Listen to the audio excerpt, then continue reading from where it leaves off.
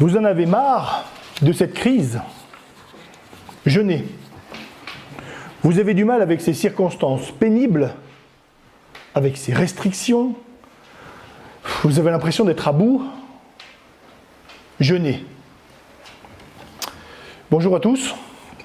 Je vous ai donné la fin et la conclusion de la prédication.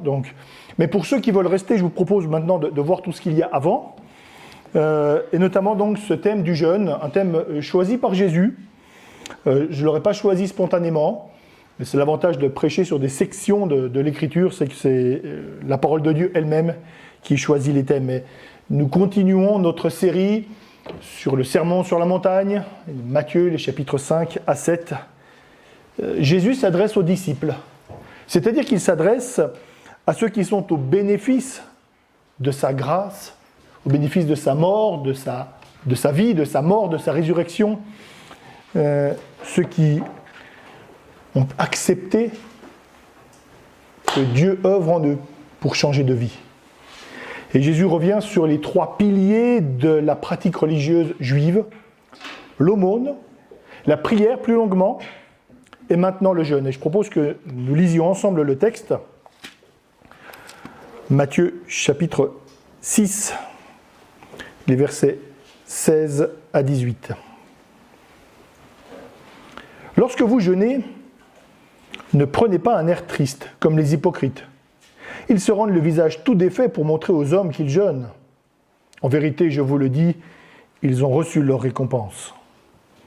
Mais toi, quand tu jeûnes, parfume ta tête et lave ton visage, afin de ne pas montrer aux hommes que tu jeûnes, mais à ton Père qui est là dans le lieu secret. Et ton Père qui voit dans le secret te le rendra. Pour comprendre ce texte, je propose déjà de poser le cadre. Il arrive que certains d'entre nous, en tout cas, nous lisions l'Écriture de manière étrange. Jésus dit, quand tu fais l'aumône, ah ben là, ça veut dire qu'on est appelé à faire l'aumône, et voilà comment on va faire. Quand tu pries, alors Jésus nous dit que nous devons prier, voilà comment nous prions. Quand tu jeûnes, nous voyons que Jésus ne donne aucun ordre de jeûner, et que si par hasard on veut jeûner, on va faire telle ou telle chose. Non. Si on veut être cohérent avec ces textes, on doit reconnaître 3 choses. Jésus parle du jeûne dans un enseignement qui décrit la vie du disciple, du chrétien. Donc nécessairement, nous sommes concernés. Deuxième chose, il ne donne pas beaucoup de détails. Et troisièmement, d'autres textes parlent du jeûne, et dans l'Ancien et dans le Nouveau Testament. C'est pour ça qu'on va aussi élargir un tout petit peu pour comprendre cette pratique. Je continue toujours pour poser le cadre, pour comprendre ce texte. Dans la Bible, il y a des éléments que nous comprenons et d'autres que nous n'arrivons pas pleinement à comprendre. Et le jeûne en fait partie. Et je propose 3 remarques qui vont nous aider à cerner le sujet. Et la première remarque, c'est que Dieu fait de nous des partenaires alors qu'il pourrait se passer de nous. Et dans cette remarque, je donne 3 exemples. L'exemple 1, c'est l'évangélisation, le témoignage de l'évangile. Dieu pourrait se passer de nous, d'ailleurs, nous le disons, nous ne convertissons personne, heureusement, c'est le Saint-Esprit qui agit dans les cœurs. Pourtant, Dieu se sert de l'annonce de l'évangile par ses enfants pour toucher les personnes. Le deuxième exemple, toujours dans cette première remarque, c'est la prière. Dieu nous demande de prier. Il nous demande de prier, on l'a vu dans le Notre Père, pour le pain quotidien. Et alors si j'oublie, j'ai plus de pain, je ne mange pas? Bien sûr que non. Mais Dieu nous demande de prier pour qu'il puisse accomplir son plan à travers sa réponse à nos prières. Donc il nous rend participants à ce qu'il a décrété d'avance. Et le troisième exemple, ce sera le jeûne, et là je ne vais pas tout développer maintenant, mais lié à la prière. Et donc, on peut bien imaginer qu'on va retrouver ces mêmes mécanismes. Dieu accomplit sa volonté, mais il le fait en lien avec nous.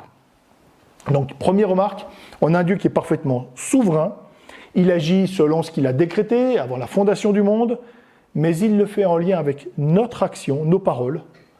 Et comme je l'ai dit, certaines choses sont claires.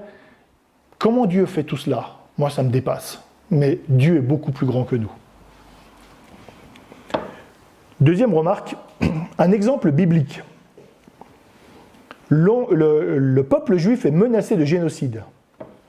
Et l'oncle de la reine, un certain Mardoché, presse cette reine Esther d'intervenir auprès du roi pour empêcher le massacre.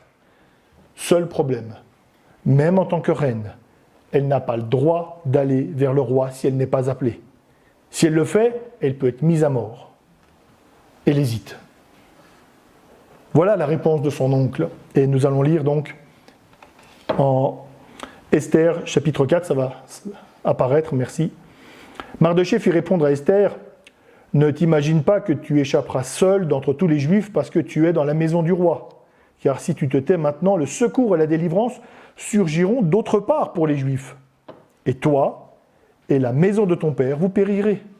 Et qui sait si ce n'est pas pour un temps comme celui-ci que tu es parvenu à la royauté. » Esther envoya dire à Mardoché, « Va, rassemble tous les Juifs qui se trouvent à Suse, et jeûnez pour moi, sans manger ni boire pendant 3 jours, ni la nuit, ni le jour. Moi aussi je jeûnerai de même avec mes servantes, puis j'entrerai chez le roi, malgré la loi, et si je dois périr, je périrai. » Dieu va délivrer son peuple. Mais Mardoché pousse Esther à intervenir auprès du roi. Et consciente de l'enjeu immense, elle demande au peuple de prier et de jeûner. Donc oui, Dieu va délivrer. Mais Esther sait que les hommes ont un rôle à tenir. Et d'ailleurs, elle invite à prier et jeûner tout en sachant qu'elle ne va peut-être pas échapper à la mort.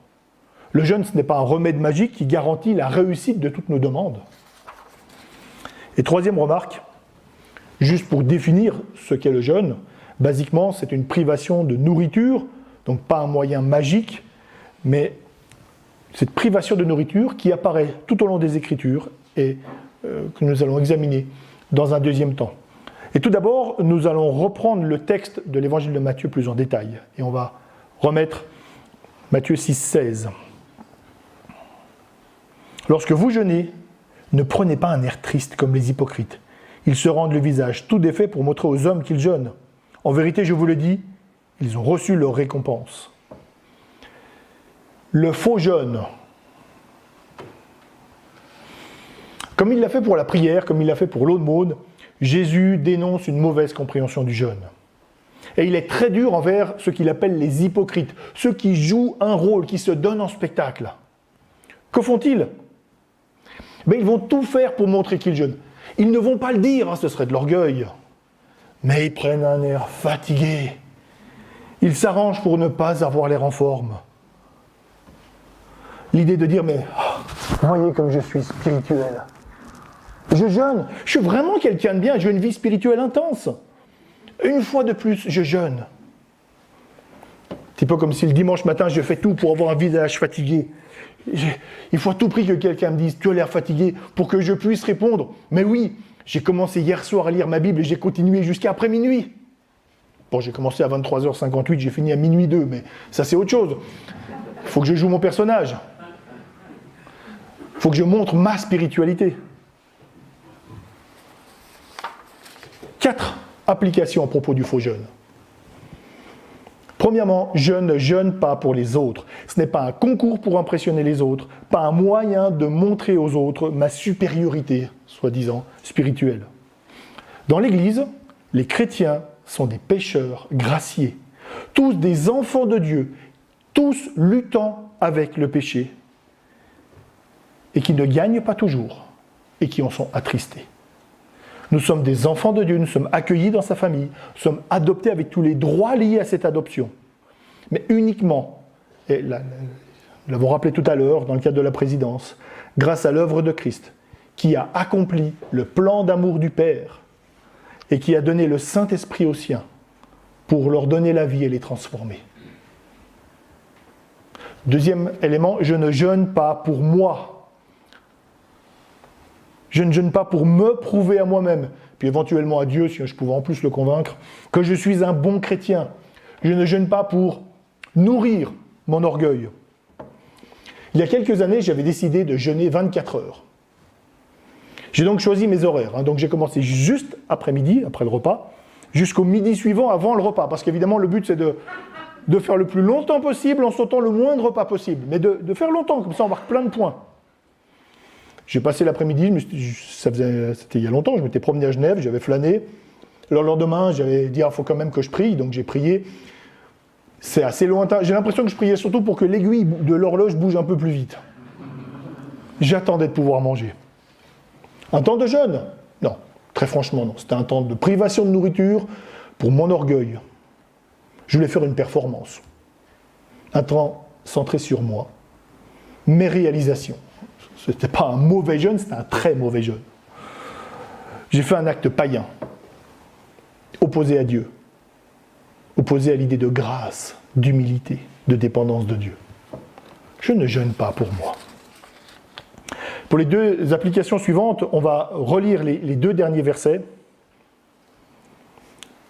Mais toi, quand tu jeûnes, parfume ta tête et lave ton visage, afin de ne pas montrer aux hommes que tu jeûnes, mais à ton Père qui est là dans le lieu secret.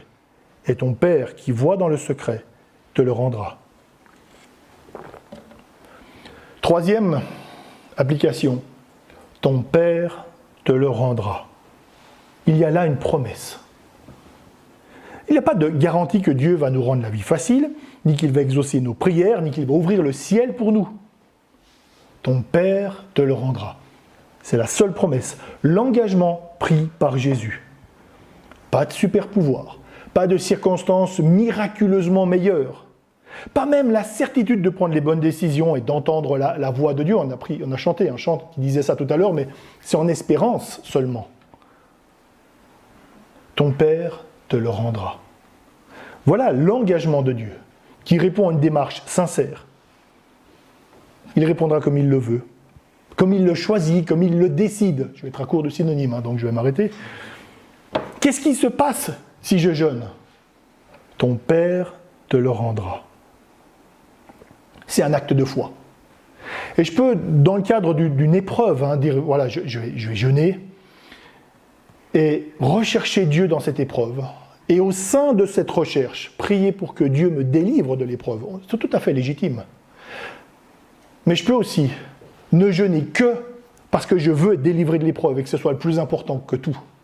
Et là, je bascule dans le fait qu'au lieu de me centrer sur Dieu, je me centre sur mes circonstances. Ton Père te le rendra. Et puis, quatrième remarque, sur ce texte aussi, parfume ta tête et lave ton visage. Alors, ce n'est pas la recette magique pour un jeûne. J'ai lu quelque part que des personnes pensaient qu'il fallait absolument se parfumer la tête. Plus je mets de parfum, plus ça marche. Non. Jésus dit, fais comme d'habitude. Tu n'as pas besoin de cacher à tout prix que tu jeûnes. Ce n'est pas la condition pour que ça réussisse. Ce n'est pas l'épreuve à passer ici. Si personne ne sait que tu jeûnes, tu auras 10 points de plus, etc. Non. Pas besoin de mettre un parfum spécial. On arrivera au même résultat que les pharisiens. Il faut mettre une bonne dose de parfum. Comme ça, tout le monde va sentir que je jeûne. Non, c'est pas ça. Ce que Jésus dit, si tu jeûnes, fais comme d'habitude. Tu fais tes soins du corps habituel. Tu ne vas pas chercher aux hommes, tu ne vas pas chercher à cacher, mais tu ne vas pas chercher à montrer aux hommes que tu jeûnes. Parce que le but n'est pas là. Ton regard n'est pas fixé sur les hommes. Il est fixé sur Dieu. Ce qui est important, ton Père te le rendra. C'est dans la relation au Père que le jeûne se vit. Et pour aller plus loin, je propose de parcourir, alors forcément ce sera rapide, l'écriture, avec 3 catégories. Et puis ensuite je donnerai quelques propositions d'application. Donc, on va voir donc le jeûne dans l'écriture est le premier élément, l'humiliation de l'âme. L'humiliation de l'âme. Et je propose que nous prenions 3 textes. 3 textes, le premier dans Jacques. Donc je vais lire les 3 textes à la suite. Et ils vont chaque fois apparaître. Approchez-vous de Dieu, et il s'approchera de vous. Purifiez vos mains, pécheurs, et nettoyez vos cœurs, âmes partagées. Reconnaissez votre misère, menez deuil, pleurez, que votre rire se change en deuil et votre joie en tristesse. Humiliez-vous devant le Seigneur, et il vous élèvera. Jacques, chapitre 4, versets 8 à 10. Texte suivant. Ils se rassemblèrent à Mitzpah, puisèrent de l'eau et la répandirent devant l'Éternel. Ils jeûnèrent en ce jour c'est là qu'ils dirent « Nous avons péché contre l'Éternel ». Samuel jugea les Israélites à Mitzpah. 1 Samuel 7, 6. Troisième texte. Les gens de Ninive crurent en Dieu. Ils proclamèrent un jeûne et se revêtirent de sacs, depuis les plus grands jusqu'aux plus petits. Première catégorie, le jeûne comme humiliation de l'âme. Je viens vers Dieu en reconnaissant ma misère, mon péché, mes fautes. Évidemment, pour cadrer cette pratique, il est important d'avoir deux choses en tête. La première, l'Ancien Testament parle de fêtes. L'Ancien Testament impose des fêtes où il faut se réjouir et manger. Je ne comprends pas pourquoi en France, l'Ancien Testament n'est pas plus populaire. Le Nouveau Testament parle de se réjouir. La joie fait partie de la vie chrétienne. Mais il y a un temps, et nous l'avons lu, pour s'humilier devant Dieu, reconnaître sa misère, confesser un péché particulier, peut-être tenace, réaliser la dureté de son cœur.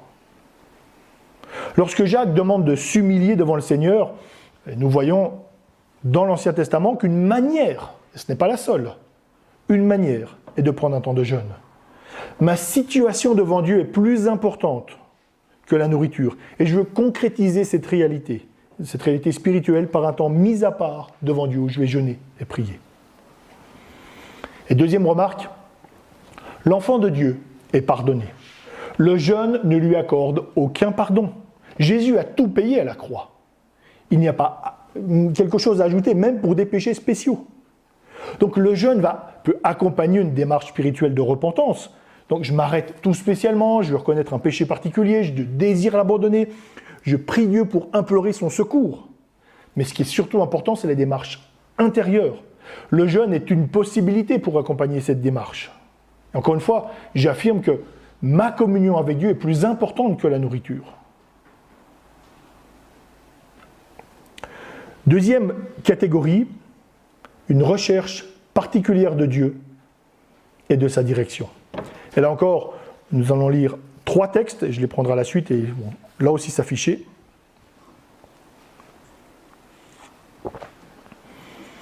Il y avait dans l'église qui était à Antioche des prophètes et des docteurs, Barnabas, Simon appelé Niger, Lucius de Cyrène, Manaën, qui avait été élevé avec Hérode le tétrarque, et Saul.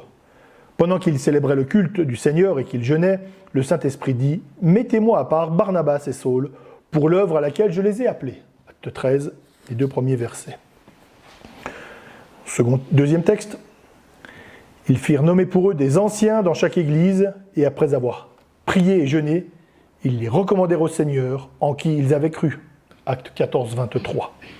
Et le troisième texte. Josaphat éprouva de la crainte et décida de consulter l'Éternel. Il proclama un jeûne pour tout Juda. 2 Chroniques, chapitre 20, verset 3. Le jeûne comme recherche particulière de Dieu, de sa direction. Peut-être c'est à l'occasion d'une décision à prendre. Peut-être d'un moment précis, on peut dire voilà, en début d'année, au début de chaque mois. Alors ce n'est pas magique, encore une fois. Si je dis, je décide, au début de chaque mois, je vais prendre un temps de jeûne et de prière. Si je jeûne le 2, ça ne perd pas son pouvoir, on est d'accord. On n'est pas dans la magie. On est vraiment dans cette relation avec Dieu. Comme je dis, ce n'est pas le seul moyen, mais c'est un exemple de recherche particulière de Dieu. Il y a quelques années, dans un temps en collectivité, j'avais des difficultés importantes avec une personne. Et à la fin de l'après-midi, c'était le moment de passer à table, et j'ai réalisé que mon problème était trop important. Je n'arrivais pas à pardonner, je n'arrivais pas à gérer la relation. Je me suis excusé pour le repas, j'ai passé ce temps-là à prier seul, devant Dieu, et c'est un temps qui m'a particulièrement aidé, qui a permis un déclic. Et je vous cite ça non pas comme le modèle à suivre, non pas comme la recette à suivre, mais comme un exemple possible de Dieu qui accorde sa grâce dans des moments particuliers. L'accent est chaque fois mis sur Dieu qui accorde sa grâce. D'ailleurs, après ce moment, c'était mon tour de vaisselle. Alors, j'aurais pu bien sûr dire, écoutez, je suis tellement spirituel que je jeûne et je ne vais pas faire la vaisselle, donc, mais ça aurait été encore un mauvais prétexte. On continue, on vit normalement. et puis on compte sur Dieu. L'idée c'est, j'ai un moment difficile et je veux me rendre disponible devant Dieu. Et pendant ce temps précis, je ne veux pas me laisser distraire, même pas par la nourriture. Peut-être je peux dire aussi, je vais gagner le temps de repas, le temps de sa préparation. C'est important, je n'ai pas le temps de prier. Bien si, peut-être que je peux prendre ce temps particulier. Parce que le plus important, c'est ce temps dans la présence de Dieu. Troisième élément, la discipline spirituelle. 2 textes ce coup-ci. Premier texte. Ne savez-vous pas que ceux qui courent dans le stade courent tous, mais qu'un seul reçoit le prix? Courez de manière à l'obtenir. Tout lutteur s'impose toute espèce d'abstinence. Eux pour recevoir une couronne corruptible, nous pour une couronne incorruptible. Moi donc je cours, mais non pas à l'aventure. Je donne des coups de poing, mais non pour battre l'air. Au contraire, je traite durement mon corps et je le tiens assujetti, de peur, après avoir prêché aux autres, d'être moi-même disqualifié. 1 Corinthiens 9, 24 à 27. Et le second texte. Prenez garde à vous-même, de craindre que vos cœurs ne s'apesantissent par les excès ou l'ivrognerie, et par les soucis de la vie, et que ce jour ne fonde sur vous à l'improviste. Luc 21, 34. Le jeûne comme discipline spirituelle.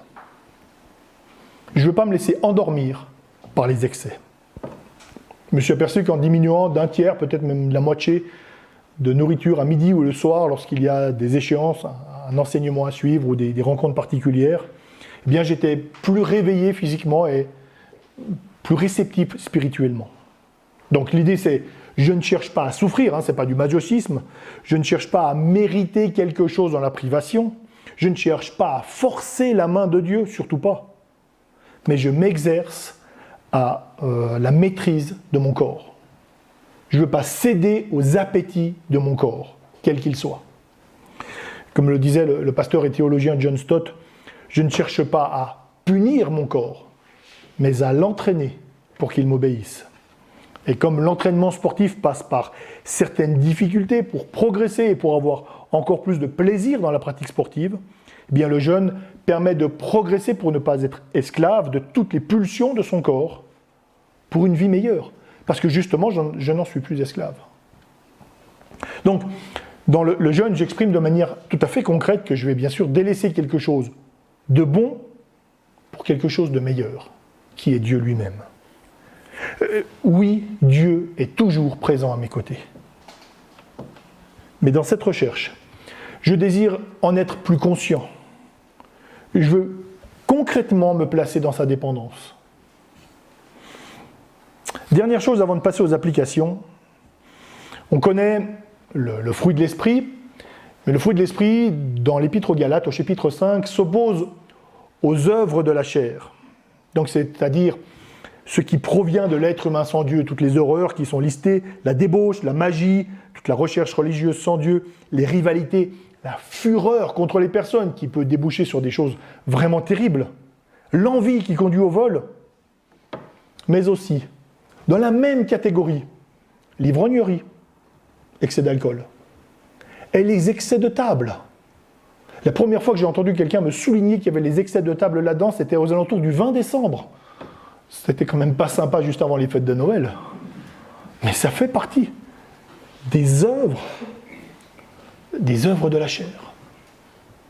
Alors je propose, pour terminer, 7 pistes d'application.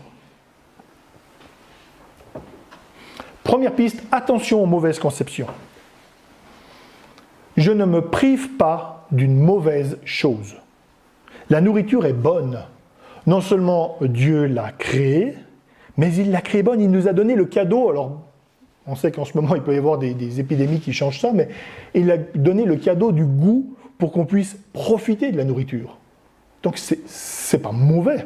La nourriture est bonne, le fait d'apprécier un bon repas fait partie des bonnes choses que Dieu nous donne pour que nous nous en réjouissions.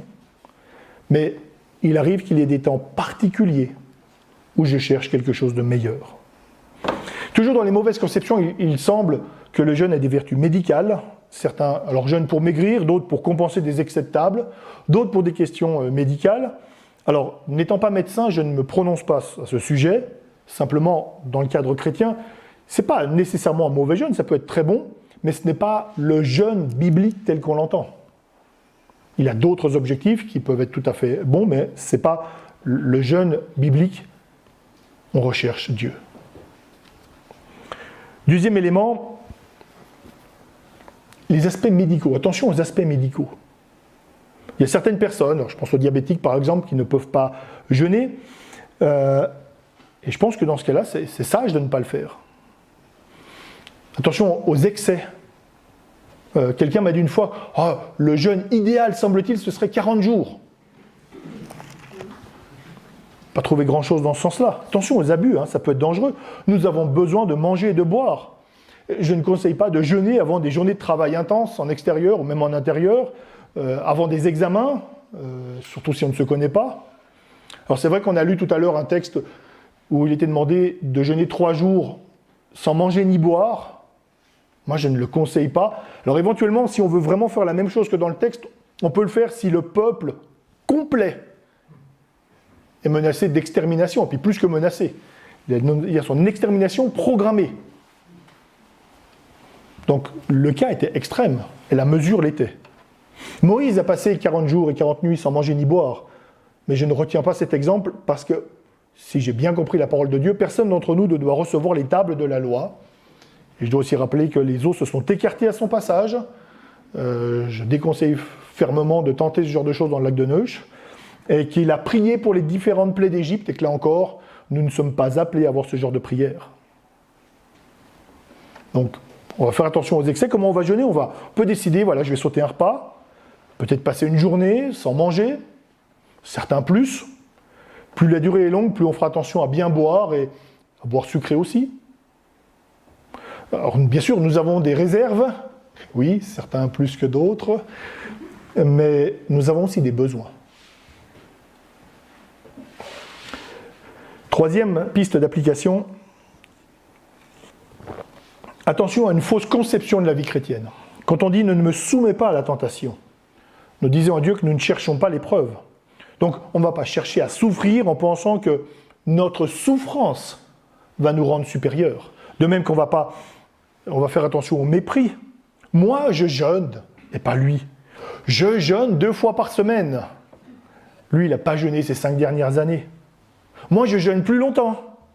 Alors, bien sûr, je sais que c'est totalement hypothétique, mais que si jamais il arrivait que nous nous comparions, eh bien, on sait que ce n'est jamais le but, ce n'est jamais une bonne chose. La joie, les repas savoureux ont toute leur place. Les temps de jeûne aussi. Alors, j'ai noté à d'autres moments, oui, jeûner au milieu du repas, c'est dommage. Enfin, c'est pendant ce temps-là, mais... Donc, il y a des temps de joie, des temps de jeûne. Et d'ailleurs, dans l'Écriture, il y a beaucoup plus de temps de joie que de temps de jeûne. Mais le jeûne en lui-même n'a pas un pouvoir. C'est comme pour la prière n'a pas de pouvoir. Le pouvoir est en Dieu, c'est Dieu qui agit, et c'est Dieu qui va agir. Ma prière n'a pas de puissance, le jeûne n'a pas de puissance. Je m'en remets à Dieu. Tout appartient à lui. Quatrième pensée, est-ce qu'on peut faire d'autres jeûnes que les jeûnes de nourriture ? Attention, je vais me mouiller. Oui et non. Oui. Oui, se priver au hasard d'écran pour lire la Bible ou lire des livres chrétiens. Se priver d'un loisir particulier pour être disponible devant Dieu ou pour les autres. Se priver d'un achat pour donner, ça peut être à la mission, à l'église, à des personnes qui sont dans le besoin. Je dirais presque, ça fait quand même partie de la vie chrétienne. Alors on peut aller un peu plus loin que ce qu'on fait d'habitude, oui. Malgré tout, je dirais que le jeûne a un caractère spécifique, à mon sens plus exceptionnel. Je ne me prive pas d'un superflu, même d'un superflu très utile, mais je me prive de l'indispensable. C'est pour ça que la privation de nourriture va être spécifique. Je me passe de quelque chose d'essentiel pendant un temps limité pour me présenter devant Dieu. Et je ne le dis pas par goût, ceux qui me connaissent savent bien que c'est pas... Enfin, je trouve difficile de prêcher sur le jeûne, c'est prier pour moi, c'est pas là que j'excelle. Mais je crois que c'est dans l'Écriture et que Dieu veut que ce soit là. Donc, il nous donne cela. Puis attention aussi à notre faiblesse. Paul écrit aux Corinthiens, mariés, qu'ils pouvaient se passer de relations sexuelles avec leur conjoint pour pouvoir prier. Donc, on peut le voir comme une sorte de jeûne. Mais si on regarde le contexte, en fait, il dit, je vous fais une concession. Ce n'est pas un ordre. L'apôtre Paul, qu'on ne peut pas dire qu'il manque de spiritualité, n'encourage pas ce jeûne-là. C'est une concession. Si vous voulez vraiment, allez-y, mais attention. Attention à ces excès d'abstinence qui peuvent vous faire chuter. Donc, dans ce domaine-là, j'encourage à ne pas être plus spirituel que Dieu. 5e piste, le jeûne comme moyen de grâce pour s'approcher de Dieu. Ésaïe 58,4. Voici, vous jeûnez pour disputer et vous quereller, pour frapper méchamment du poing. Vous ne jeûnez pas comme le veut ce jour, pour que votre voix soit entendue d'en haut. Cette approche particulière de Dieu. Lorsque les pharisiens ont critiqué les disciples de Jésus qui, contrairement aux disciples de Jean-Baptiste, ne jeûnaient pas, Jésus a rappelé que les amis de l'époux ne jeûnent pas en présence de l'époux, mais qu'ils jeûneront lorsque l'époux sera enlevé. Alors oui, ce texte peut parler du temps entre la mort et la résurrection de Jésus, mais je crois avec d'autres que même si Jésus est présent avec nous, nous avons son esprit en nous, nous avons une communion réelle avec lui, mais nous ne jouissons pas encore pleinement de sa présence. La communion est tellement imparfaite, et le jeûne peut aussi exprimer ce manque, cet accès à Dieu que nous aimerions avoir. Un temps de prière où dans notre humiliation, notre attente, nous désirons être guidés par Dieu. Et soyons clairs, ce n'est pas parce que je ne jeûne pas que je suis un mauvais chrétien. Ce n'est pas parce que je jeûne que je vais forcément être quelqu'un de bien, que je vais forcément prendre une bonne décision. Si je pense que si je jeûne et que je prie, alors toutes les pensées me viennent nécessairement de Dieu, c'est un mélange de magie, c'est un mélange d'orgueil et un mépris pour la parole révélée de Dieu. Je ne vais pas penser au jeûne en termes d'efficacité. Je me répète, je rame un petit peu avec ça, mais c'est vraiment important. On a vraiment cette idée très vite religieuse qui peut revenir. On n'est pas en termes d'efficacité. Mais je constate, le jeûne est présent dans l'Écriture, et c'est une bénédiction donnée pour s'approcher de Dieu. De manière particulière, et en le laissant répondre comme il le voudra. Alors bien sûr, on pourra dire, mais que se passe-t-il si je ne jeûne pas ? Dieu accomplira son plan. On a vu avec le cas d'Esther. Mais nous passons à côté d'une bénédiction. Alors si je ne peux pas jeûner pour des raisons médicales, alors il est sage de ne pas jeûner. Finalement, il y a des personnes qui, à cause de la maladie, à cause de l'âge, ne peuvent pas venir à l'église et qui passent à côté d'une bénédiction. Si je ne peux pas jeûner, je passe à côté d'une bénédiction. Mais Dieu en a beaucoup d'autres en réserve. Ne soyons pas inquiets pour cela. Il connaît notre situation. Il saura prendre soin de nous. Donc, l'idée pour moi ce matin, c'est de parler de cette pratique. Il y a une possibilité qui est donnée, pas aussi fréquente que la prière, bien sûr, mais un moyen particulier pour chercher Dieu. Et j'insiste, pour moi, premièrement, il faut d'abord que je me convainque, mais c'est une grâce. C'est présenté comme une grâce, comme un cadeau. On ne va pas l'aborder comme une épreuve, même si le corps va grincer, ça c'est sûr. Il va se manifester. Mais c'est une grâce qui coûte, mais qui est bonne. 6e piste, préparer ce temps. Quel lieu ? Comment aménager le temps ? Quelle activité ? Peut-être, je vais me priver du repas de la mi-journée parce que là, il faut vraiment que je passe ce temps avec Dieu et je veux vraiment mettre ce temps à part. Et j'ai quelques sujets de prière, alors sur 30 minutes, j'ai une idée de ce que je vais faire. Peut-être je peux dire que je vais passer plus de temps. Peut-être quelques heures, peut-être une demi-journée, peut-être une journée. Et là, ça vaut le coup, avant de dire, voilà, qu'est-ce que je vais choisir ? Peut-être un livre chrétien de qualité. Et j'ai beaucoup d'idées, si jamais vous cherchez. Peut-être des passages bibliques particuliers à lire, un livre biblique à lire. Il existe aussi des questionnaires qui nous permettent de nous placer devant Dieu. Pas faire une mauvaise introspection, mais de voir les questionnaires qui nous permettent qui nous renvoient un petit peu, voilà où j'en suis avec Dieu, mais de les transformer en sujet de prière, parce qu'on s'appuie toujours sur la grâce de Dieu, qui nous aime et qui désire nous transformer. Donc, on peut prendre ces moments pour vivre un temps tout particulier avec Dieu. Je mets ce temps à part. Et puis, pensez aussi à l'après. Je dirais que le sujet de prière numéro 1, que l'absence de nourriture ne me rende pas de mauvaise humeur et que mon entourage ne paye pas mon jeûne. Soyons réalistes. Attention à notre faiblesse. Puis bien sûr, on peut décider, je me prive du repas du matin et de midi, je vais prendre une journée, peut-être un samedi, une journée de congé, voilà. Alors, bien sûr, il va être d'usage d'attendre le repas du soir.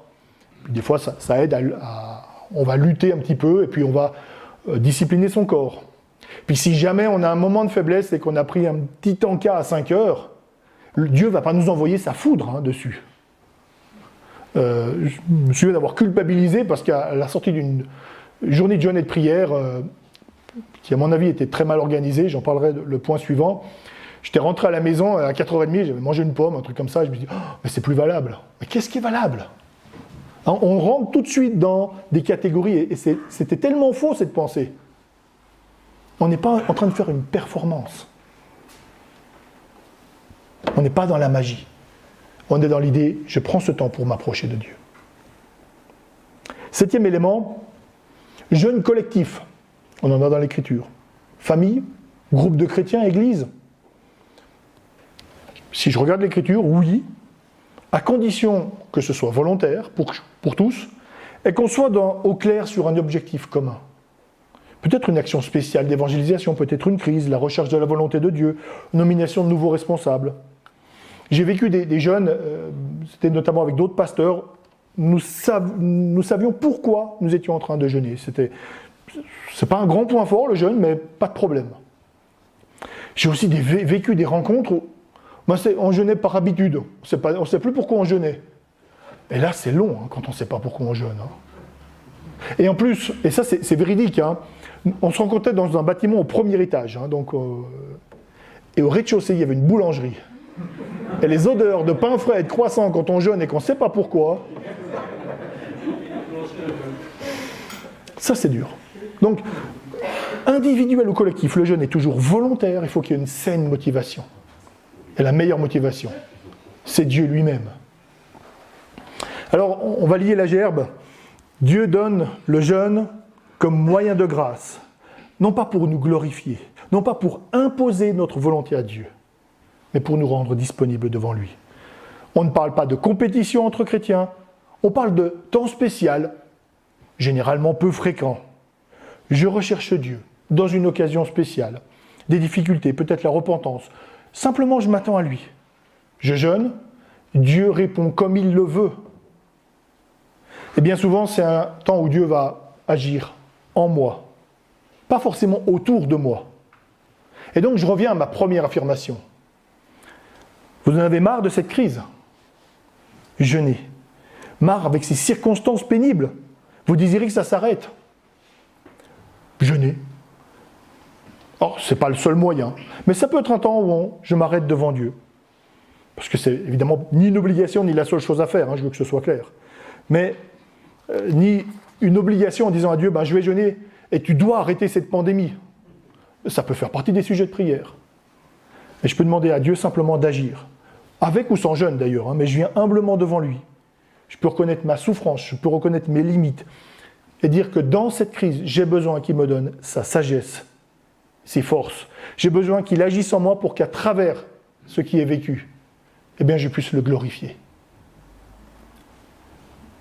Ton Père te le rendra.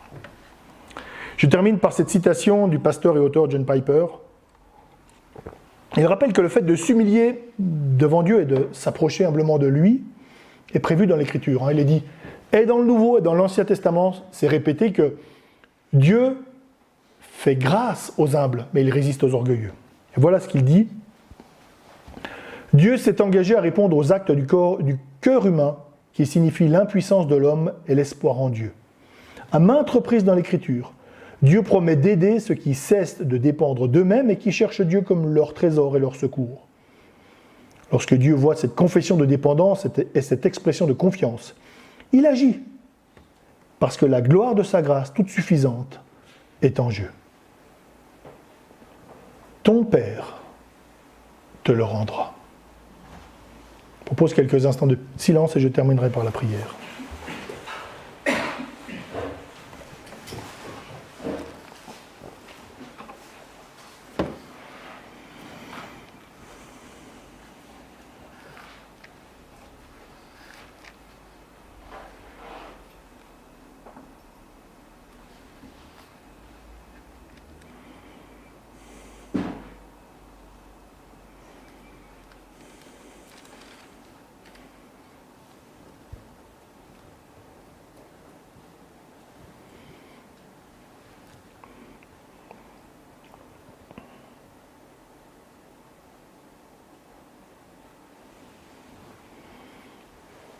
Merci notre Dieu, merci notre Père pour ta présence constante. Merci pour ton œuvre en chacun de tes enfants. Et merci parce que nous n'avons rien à gagner au niveau de notre salut, rien à mériter. Merci parce que Christ a tout accompli. Merci parce qu'à n'importe quel moment, nous pouvons nous approcher de toi. Et merci aussi pour ta parole qui nous guide et qui peut guider nos pratiques spirituelles, de bien comprendre cette question du jeûne, pour pouvoir être en paix lorsque nous ne le pratiquons pas, pour pouvoir être en paix lorsque nous le pratiquions, et que notre pratique soit conforme à ta parole. Amen.